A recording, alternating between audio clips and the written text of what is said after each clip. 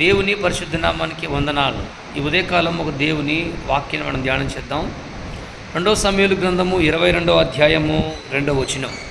యెహోవా నా శైలము, నా కోట, నా రక్షకుడు, నా దుర్గము, నేను ఆయనను ఆశ్రయించెదను.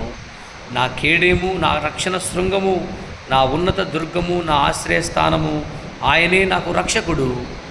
బలాత్కారుల నుండి నన్ను రక్షించువాడవు నీవే. దేవునికి స్తోత్రం.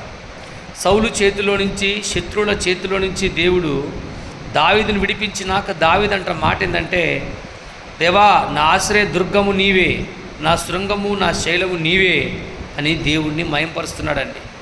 చూడండి, ప్రతి విషయంలో దేవుడి యెహోవాని దావీదు ఎప్పుడు కూడా ఆశ్రయిస్తున్నాడు. మనుషులు నమ్ముకున్నాడు కంటే యెహోవాను ఆశ్రయించుట మేలు. మనం ఎవరిని ఆశ్రయంగా చేసుకుంటున్నాం? దేవుణ్ణి ఆశ్రయంగా చేసుకోవాలి. అందుకే మత్తయి సువార్తలో రాయబడిన మాట ఏంటంటే, యెరూషలేమా యెరూషలేమా, మిమ్మల్ని ఎన్నోసార్లు మీరు నా దగ్గరకు వస్తారేమో, మిమ్మల్ని కాపాడాలనుకున్నాను కానీ మీరు నన్ను ఆశ్రయించట్లేదు అంటాడు. దేవుణ్ణి ఆశ్రయించాలండి. బైబిల్లో ఒక ఆయన ఉన్నాడు, ఉజ్జియా అని. ఆయన కూడా దేవుణ్ణి ఆశ్రయించినంత కాలము అతను అన్ని విషయాలు వర్ధిల్లాడు. దేవుణ్ణి మనం ఆశ్రయించాలి. ఆశ కూడా దేవుణ్ణి ఆశ్రయించినట్టుగా బైబిల్లో కనబడుతుంది. చూడండి, సౌలుకు సమస్య వచ్చినప్పుడు దేవుణ్ణి ఆశ్రయించట్లేదు. కర్ణ పిశాచాల దగ్గరికి వెళ్ళి వాటి యందు ఆయన ఆశ్రయిస్తున్నాడు. మనం ఎవరిని దగ్గర విచారం చేయాలి, ఎవరిని ఆశ్రయించాలండి. దావీదు చూడండి, ఇంటి వాళ్ళే ఆయన్ని పక్కన పెట్టి వేసినారు. కనీసం తన తండ్రి కూడా ఆయన్ని లక్ష్య పెట్టలేదు. చేసుకున్న భార్య కూడా అర్థం చేసుకోలేదండి. పుట్టిన కొడుకులు కూడా ఆయన అర్థం చేసుకోలేదు. కానీ ప్రతి విషయంలో దావీదు దేవుణ్ణి ఆశ్రయించాడు. గుహలోకి వెళ్ళి ప్రార్థన చేసుకోవటం. అందుకే అంటాడు, నా కుడి పక్కన 1000 మంది పడ్డా, ఎడం పక్కన 10,000 మందికి నా అపాయం నా ఎదుకు రాదు. యెహోవా నాకు ఆధారముగును, నా కాలు చిక్కుపడదు అంటాడు దావీదు గారు. ఎందుకింత ధైర్యం? 10,000 మంది దండెత్తి మోకరించినా నేను భయపడిన అంటాడు. కారణం ఏంటంటే దావీదు దేవుణ్ణి ఆశ్రయించాడు. మనం కూడా ఉదయాన్నే దేవుణ్ణి ఆశ్రయించినప్పుడు శత్రువుల చేతిలోంచి మిమ్మల్ని దేవుడు విడిపించును గాక. ఆమేన్.